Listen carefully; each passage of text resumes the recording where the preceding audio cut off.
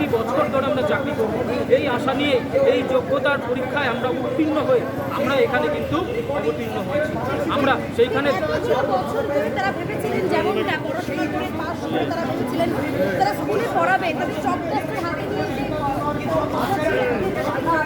পড়াশোনা করানো দেশ এবং দেশের স্বার্থে আজকে তারা রাস্তায় নেমে গিয়েছেন, তাদের চাকরিটা চলে গিয়েছে। বিশেষভাবে সম্পূর্ণ যারা তাদের আজকে চাকরি নেই, আমি একটু কথা বলি তাদের সঙ্গে।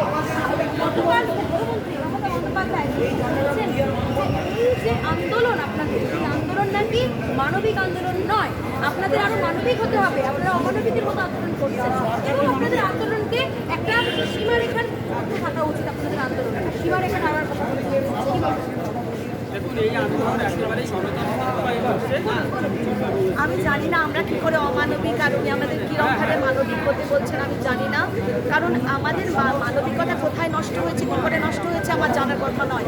আর সবচেয়ে বড় কথা যে সমাজে একটা হিউম্যান রিসোর্স বলে তৈরি হয়, তো সবসময় যারা পেজ ক্যান্ডিডেট হিসেবে চ্যালেঞ্জ তাকে সবসময় মনে হয় বার্ডেন।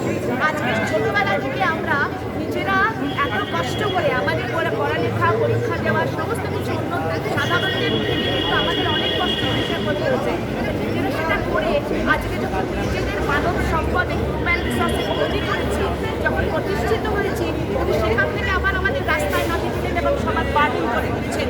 আজকে এতদিন আমরা ছিলাম, আজকে প্রায় 6 বছর 7 বছর ধরে, আমি 10 বছর ধরে চাকরি করছি।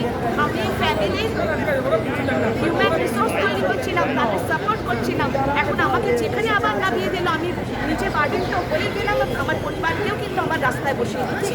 এখানে কি করে আমি আর হিউম্যান মানবিকতা দেখাবো, কি করে দেখাতে হবে, উনি তাহলে আমাকে যদি একটু শিখিয়ে দেন তাহলে আমি সেইভাবে মানবিকতা করবো। আজকে যেদিন 31শে ডিসেম্বর থেকে যখন আমার মাইনে বন্ধ হয়ে যাবে, আমার বাড়ির ভাত কিনতে পারবো না, আমার ভাইপোর পরীক্ষা হবে, পড়াশোনা চলবে না, কি করে?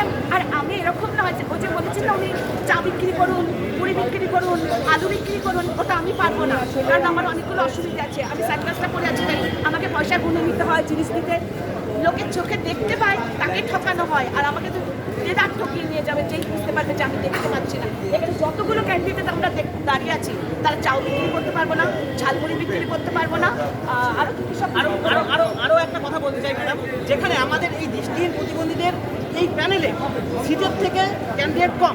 আমার যেমন জিওগ্রাফিতে 30-এর মধ্যে 30টা সিট ছিল, সেটা 24 জন ক্যান্ডিডেট পার্টিসিপেট করেছিল, তার মানে 6টা সিট এক্সট্রা।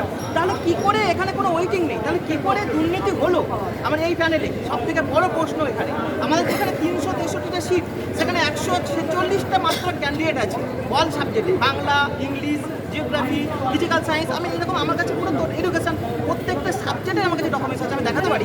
হ্যাঁ,